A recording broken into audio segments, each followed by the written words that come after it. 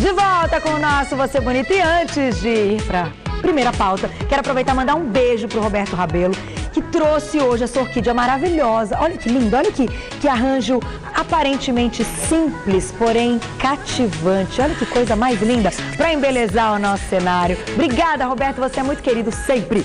E um beijinho muito especial para Aninha Souza, que acabou de me mandar um Twitter assim: oi, Carol, te assisto e gostaria muito que você mandasse um alô para mim no seu programa. Te assisto todos os dias. Aninha, alô mandado, um beijo para você, obrigada pelo carinho, viu? Mas agora, vamos para o que interessa, porque interessa muito esse assunto a homens e mulheres.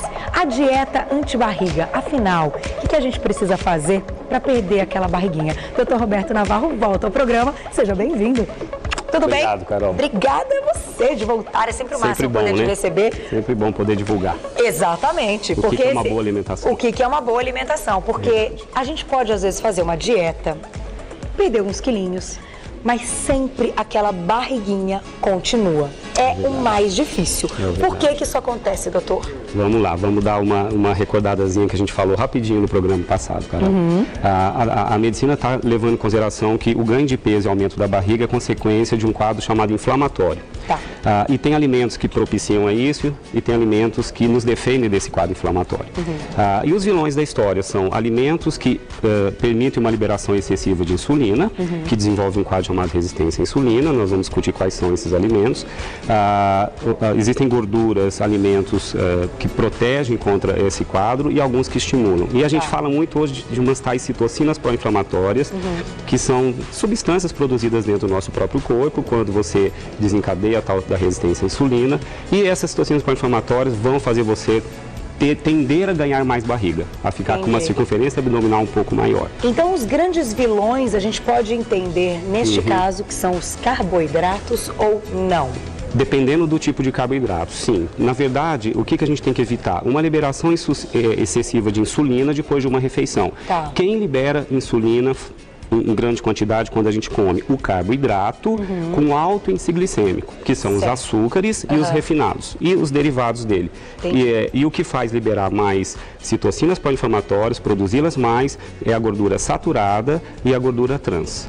Tá? E o que nos protege, o passo inverso disso tudo, os carboidratos que não têm alto índice glicêmico, eles evitam a liberação excessiva de insulina, vou mostrá-los aqui. A gordura monoinsaturada, presente no azeite, no óleo de oliva, né, no abacate, na semente de chia. A gordura dos peixes, as poliinsaturadas, nos protegem desses passos. Certo. Então, eu separei aqui, Carol, o que a gente chamaria de dieta pró-inflamatória, aquela que não deveria ser regra, poderíamos comê-los, esses alimentos. Você acha que de vez em quando a gente precisa de Olha, eu acho que fica difícil a gente querer uma perfeição, Carol. Gostaria que não fizesse parte do dia a dia, porque está comprovado que o excesso deles não é legal. Mas tira um dia da semana, semana tem 7 dias, tira um dia para matar a vontade desses alimentos. Os fins de semana que a gente tende a fugir um pouquinho, tudo bem comê-los, né, moderadamente, tudo bem. Agora, eu queria que isso não fizesse parte do dia a dia. A minha dieta é composta, na maioria das vezes, por esses alimentos. Então, o que é uma dieta pró-inflamatória? Rica em refinados, açúcares e refinados. Açúcar e seus derivados. Vamos lá. Então, todos os doces. Doces, de um modo geral, onde tem um açúcar, tem alto índice glicêmico, maior liberação de insulina. Certo. Refinados, farinha branca refinada. O pão francês, branco, é o pão branco convencional, o pão de forma convencional, as massas, né?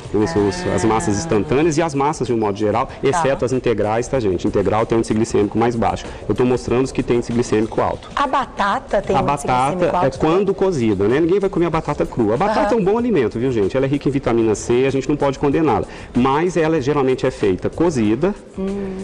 O cozimento faz com que a batata aumente seu índice glicêmico, é interessante. Né? Ou purezinho ou é frita, batata frita. Que aí é terrível. Que é terrível. A gordura trans está onde? Na panificação, de um modo geral, industrializado. Eu trouxe bolacha recheada aqui, né, que eu acho que é um bom exemplo de gordura trans. A margarina. A margarina vegetal, né? Uma fonte de gordura trans. Então, e as frituras, de um modo geral. A margarina também A indústria tem diminuído a quantidade de gordura trans, mas eu acho que é interessante, assim, se for uma quantidade pequenininha, tudo bem, eu acho que não tem problema, mas agora, não vale a pena grandes quantidades. A gordura saturada. Saturada, tá. Aonde está a gordura saturada? Meu Deus, olha isso, gente.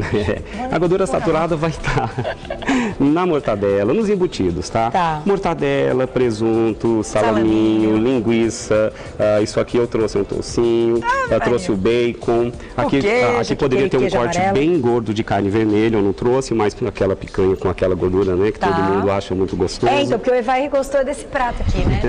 O Evair queria esse prato. Mas esse é o que não pode. Ou pode de vez em quando, tá, Evelyn? De vez em quando. Agora, e o peito de peru, ele também é um embutido? É um embutido também. Mas ele tem menos gordura? Ele tem um teor de gordura um pouco menor, Carol. Hoje a indústria está preocupando em fazer a forma light, né? Que tem um pouquinho menos de gordura. Uma quantidade pequena, Carol, a distribuição que a ciência sempre entendeu é que do que a gente come de calorias, 30% pode vir da gordura. Tá? E se achava que desses 30%, 10% pode ser gordura saturada, 10% pode ser monoinsaturada, azeite, abacate, óleos vegetais, e 10% gordura poliinsaturada, gordura dos peixes, dos óleos vegetais também, da linhaça. E por que essa gordura para justamente na barriga? Não ela especificamente, tá? Toda gordura é metabolizada e quebrada e vira uma molécula chamada ácido graxo, que vem de todas elas. O ácido graxo, ela vem de todas elas, seja da saturada, da mono ou da poli. Quando você come o alimento, ele é uma molécula grande, ele tem que ser quebrado.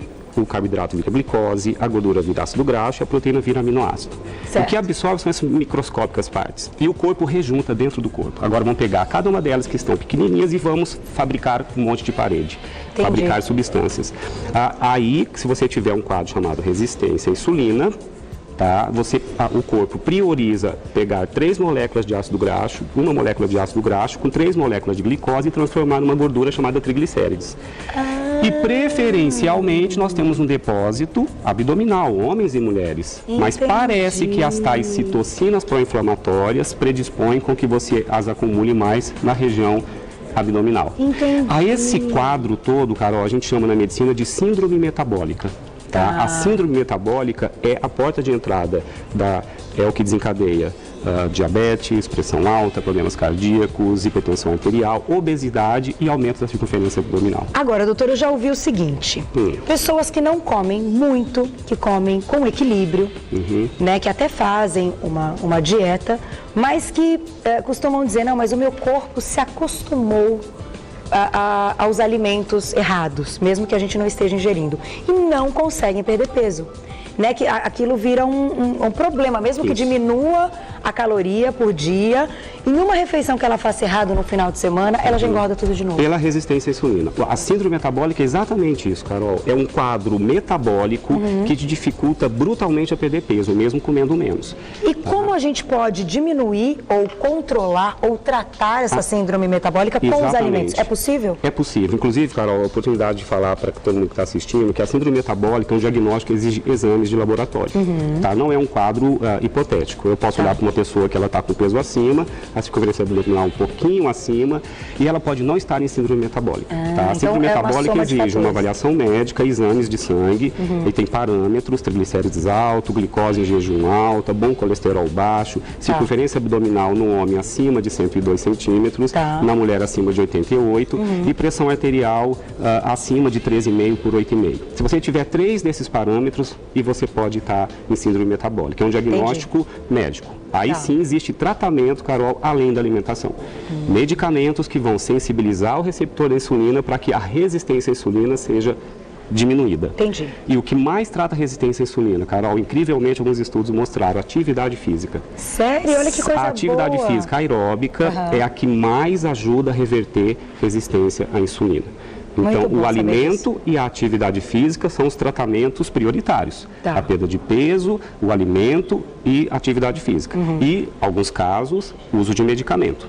Tá? Certo. Mas quem não tem, então, a síndrome metabólica, mas tem notado uma diferença para a perda de peso, ou mesmo um acúmulo da gordura na região abdominal, na barriga, não vai precisar do medicamento. Mas deve fazer o uso dos alimentos nos horários corretos. Sim, agora vamos falar o que seria uma dieta anti-inflamatória. Anti-inflamatória. Quais alimentos que não deixam a insulina ser liberada em excesso, quais alimentos que diminuem a produção das tais citocinas pró-inflamatórias. Então vamos começar com o café da manhã, Carol? Vamos, aqui está o café da manhã. O que ajuda a controlar? Fibra, tá? Eu vou falar dos mocinhos agora. As fibras fazem com que o carboidrato seja absorvido mais lentamente, menos liberação de insulina. Antioxidantes, vitamina C, vitamina E, e beta-caroteno, selênio, presente em alguns alimentos que eu vou mostrar. Tá. E a gordura boa, poliinsaturada, ômega 3, ômega 6, peixes, linhaças, chia, azeite, o óleo de coco que eu vou falar um pouquinho. São bacanas. Pode colocar um pouquinho de azeite então no café da manhã? Aqui, Carol, eu trouxe isso aqui, é uma coisa que eu vou, para quem gosta de fazer algumas coisinhas para guardar em casa, você pega o azeite, tá? Porque eu não queria nesse café da manhã, Carol, colocar nem a manteiga nem o creme vegetal, a margarina, tá? Não que seja criminoso, pode usar um pouquinho, mas eu queria mostrar opções mais interessantes, porque a manteiga tem gordura saturada e a margarina vegetal, gordura hidrogenada, que é a trans, então eu queria evitá-la. Tá. Pega 200 ml de azeite extra virgem, bate no liquidificador com um tercinho de um dentinho de alho, pouquinho, e uma pitadinha, uma, duas, de sal marinho, que tem um teor de sódio menor. Guarda na geladeira esse produto, essa mistura, e começa a passar no pão uma colher de chá de manhã. É delicioso. Jura? É fantástico. Gostei. Já ensinei alguns pacientes que falaram, parece manteiga. A vida mudou, parece manteiga. E só coisa boa, porque vai ter o azeite, né, vai ter o alho, o sal marinho, não tem problema, ele tem um pouquinho de potássio, ele não tem tanto sódio, e não vai salgar muito, só isso. E vai deixar o pão, então, mais gostoso, mais saboroso, mais molinho. Pão sem nada. Então aqui eu trouxe um pão integral. Quanto mais grãos tiver o pão, melhor, Carol. Menor o índice glicêmico, menos liberação de insulina. Então os integrais sempre preferenciais. Sempre. Tá. O que pode passar nesse pão? Um requeijão light? Pode. Porque tem menos gordura. Tem intolerância à lactose ou alergia ao leite. Hoje a indústria tem lançado patês de soja. Também são legais? Muito bacanas. Muito bacanas. É light, assim? O patê de soja, ele tem a gordura tem baixo. Tem menos gordura saturada, tem menos. É uma opção. Sempre tive essa dúvida. É uma opção que nada exagero, né, Carol? Porque tudo exagero não é interessante. Mas uma colherzinha de chá para passar no pão não tem problema. Ou essa mistura que eu citei agora. Vocês ouviram, uma colher de chá. De chá. Ou pode você colocar, né? O que eu trouxe uma, você pode fazer um sanduichinho com dois. O queijo branco, que é uma opção. O queijo branco ele tem gordura, porém bem menos do que o queijo amarelo. Bem menos. Sabe por que eu friso muito a questão do queijo, Carol? Tem um estudo dizendo que quem ingere pouco cálcio tem mais tendência à obesidade. Sério? A ciência não conseguiu entender o motivo. Então, feito vários estudos, que esse famigerado cálcio interfere no adipócito. Parece que o cálcio ajuda a controlar o volume do adipócito, evitando um peso excessivo. Então, uma dieta pobre em cálcio não é interessante. Então, assim, para quem tem alergia a leite ou não gosta, um vegetariano, estrito, que não ingere nada de origem animal, aí fica a soja como opção. Tá? Mas um queijo branco, aqui, a fruta. Tá? É legal colocar a fruta no café da manhã ou naquele lanchinho da manhã? Eu prefiro no café da manhã, sabe por quê, Carol? Porque quando você come ela no lanchinho da manhã, é um carboidrato isoladamente. A absorção da glicose é mais rápida.